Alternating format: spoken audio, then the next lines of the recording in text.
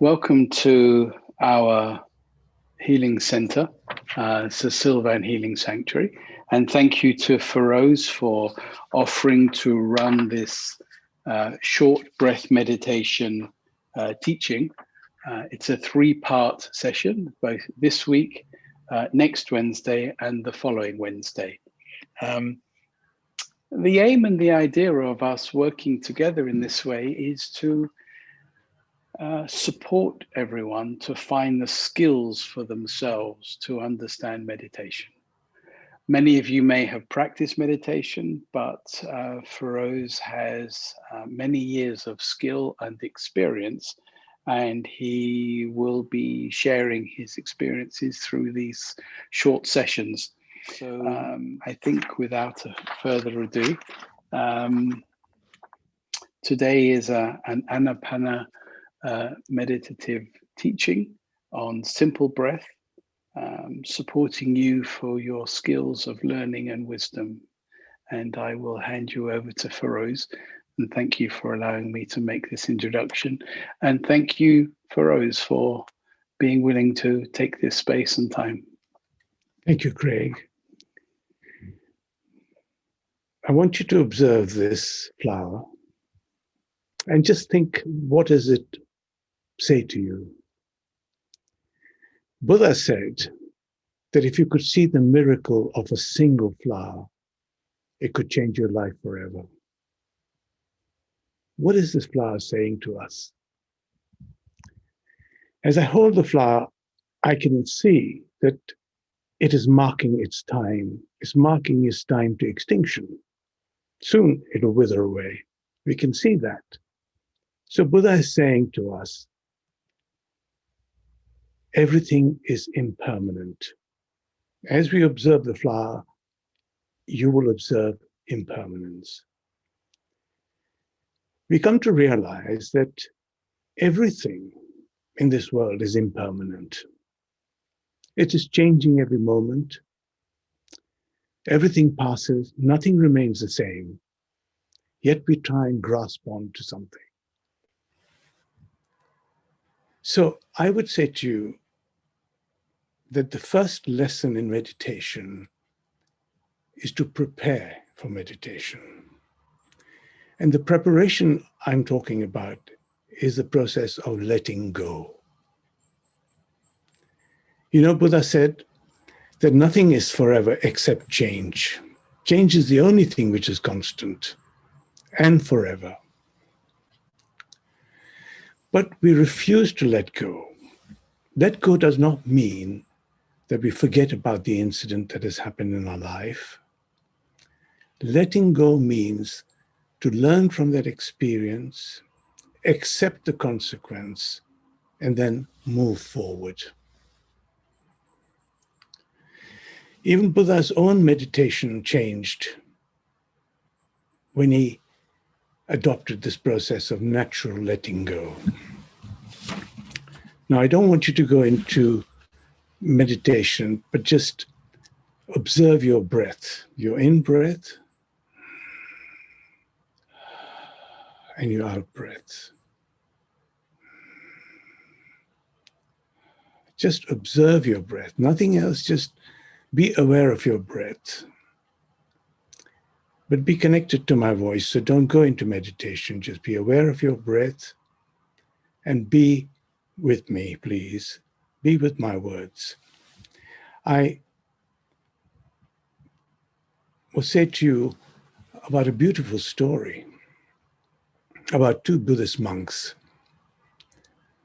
One is a senior monk and one is a junior monk. The senior monk is a teacher and the junior monk is a novice monk.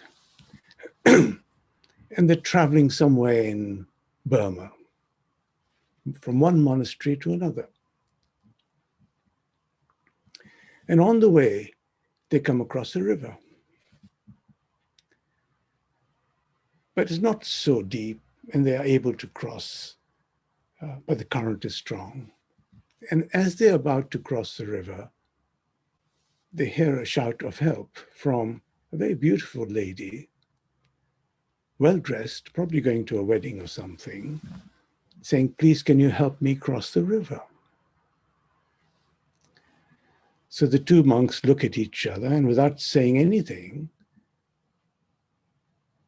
thought that we have taken vows not to touch a woman. We are monks.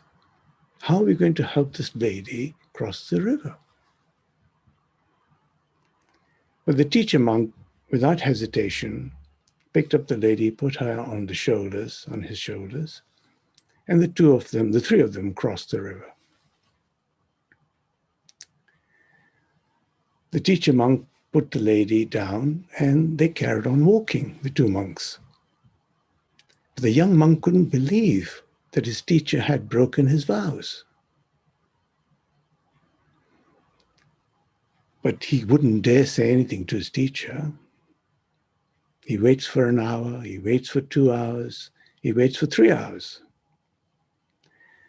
After that, he just can't contain himself and he says to his teacher, why did you break your vows? Why did you carry this lady? And the teacher said to the young monk, he said, brother, I left her 3 hours ago on the other side of the river, but you're carrying her with you now. So you see, letting go is important. Carrying resentments and anger of the past is like taking poison yourself, actually, and expecting the other person to die. Let go is very important. What else does the flower teach us? What else could it teach us? You know, when we look at the flower, I'm touching it. It's got beautiful red petals. It has a smell. It's got beautiful leaves. It's a miracle, actually, if you just look at the flower.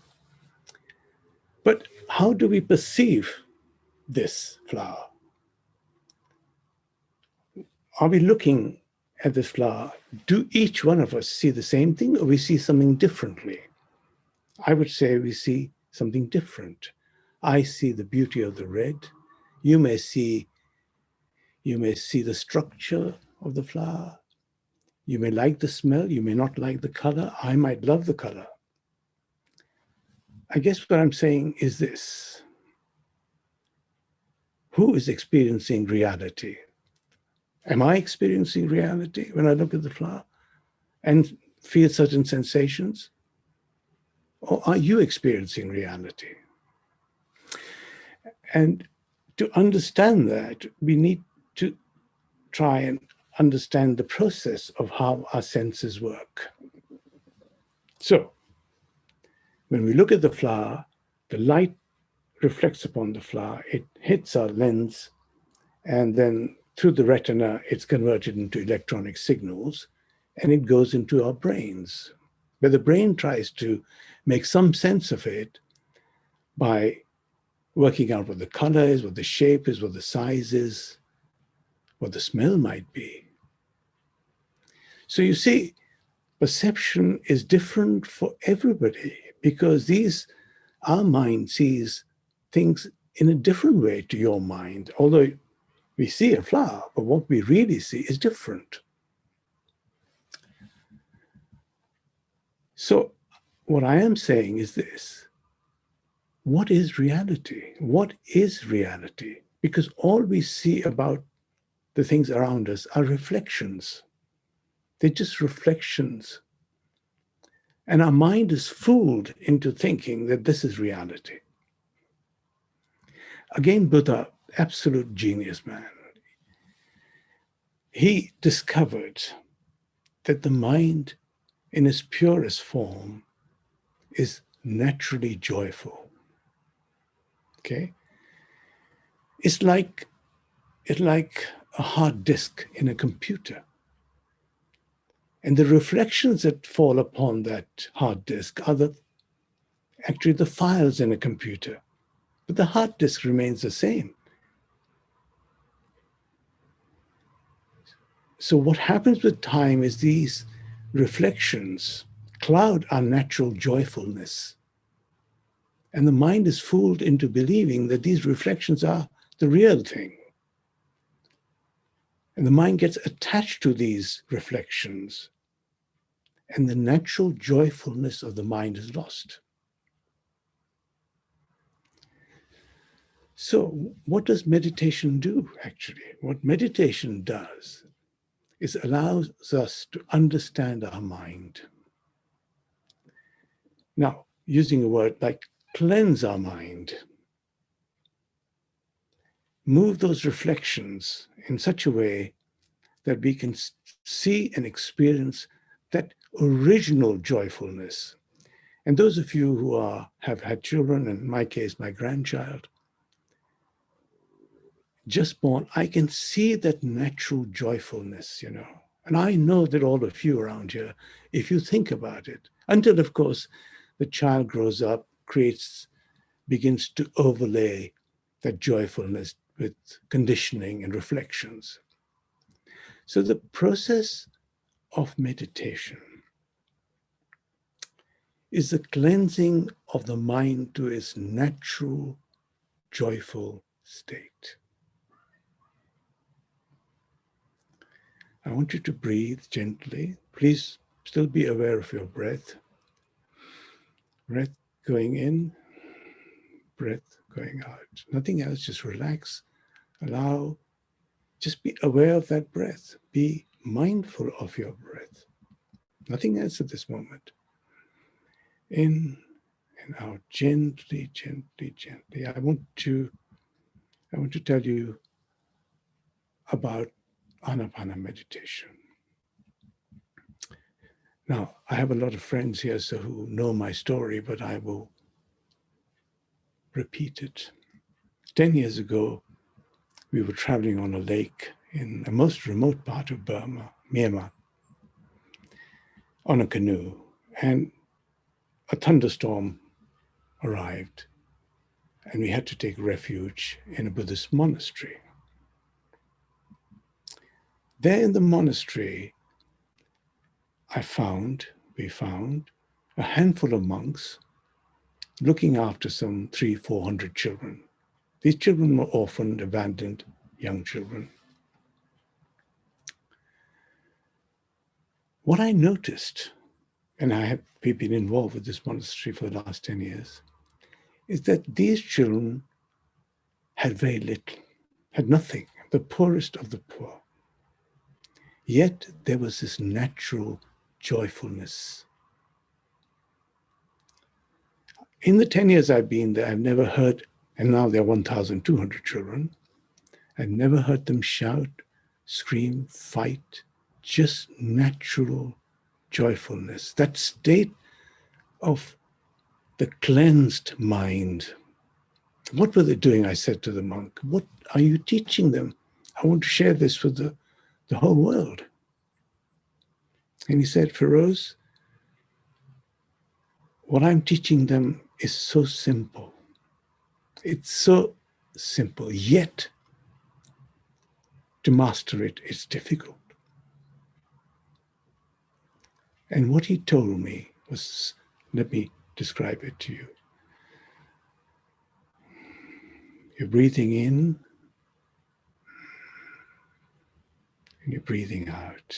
I want you to turn your attention, please, to the breath at the tip of your nostrils, right? Just the in-breath, just gentle sensation at the tip of your nostril.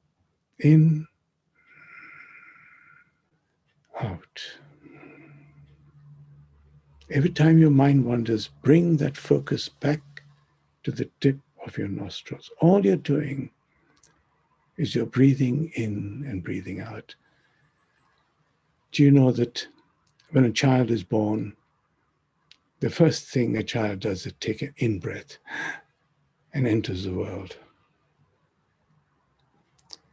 When we die, when we are passing away, the last breath that we take is an out-breath, and that's the end. But we forget, completely forget, to be aware of our breath during our lifetime. This breath is our lifeblood. This breath is transformative. if you know how to use it. So one of the problems that my students face or encounter, and I want to share with you, is that the mind generates thoughts. Just when you're sitting quietly listening to your breath, although you're trying to focus on the tip of your nostrils, often the thought comes, So what I would say to you is this: the mind is your friend. Mind is your friend. Befriend your mind. When a thought arrives, don't get agitated. Don't get immersed into it. Don't dialogue with that thought. Allow the thought to come and allow the thought to gently go. Gently come, because the mind's job is to make thoughts, You can't say to the mind, stop making thoughts. But what you can say to the mind is, come another time. I tell the story to help people that it's like a neighbor, a good neighbor, coming to your door unannounced, knocks on the door, but you're busy. So you say to the neighbor, come another time, please, I'm busy. He might come again unannounced, and you say the same thing. But the thought, like the neighbor, will stop coming. And then you will experience that calmness and the beauty, that refuge of nothingness as you breathe in and you breathe out. You breathe in. I want you now to relax. Please stay connected. Close your eyes a little bit. Bring your attention to the tip of your nose, your nostrils. Breathe in and breathe out.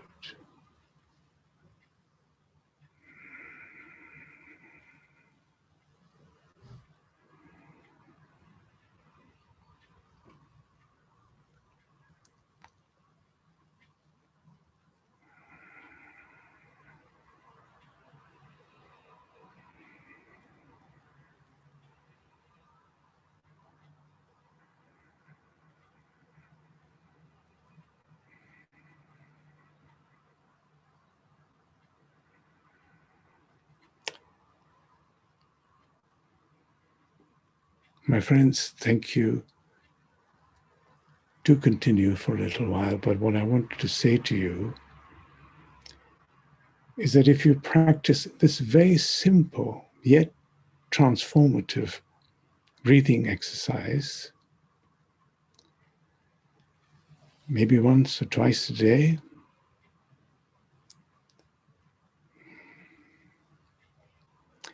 and when we meet again next week, it will really help you, because next week we're going to experience full body breath meditation, which is mindfulness.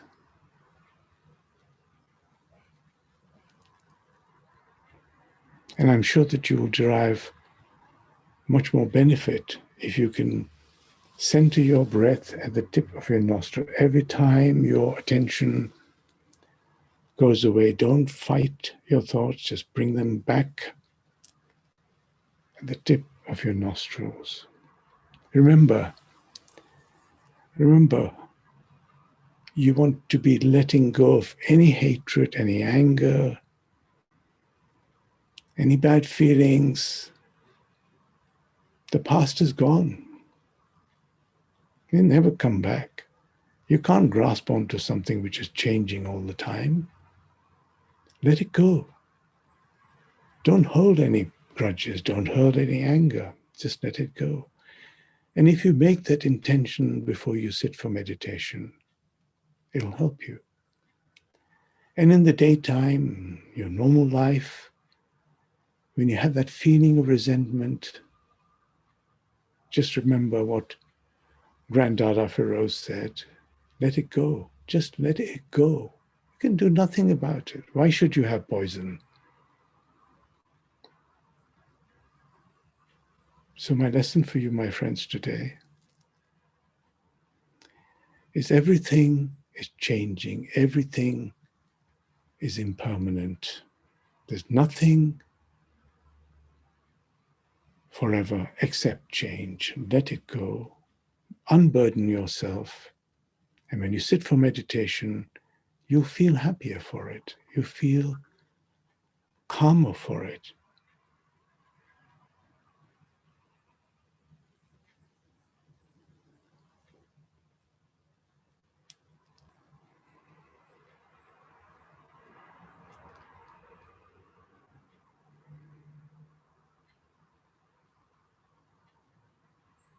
Gently bring yourself back to where we are, my friends.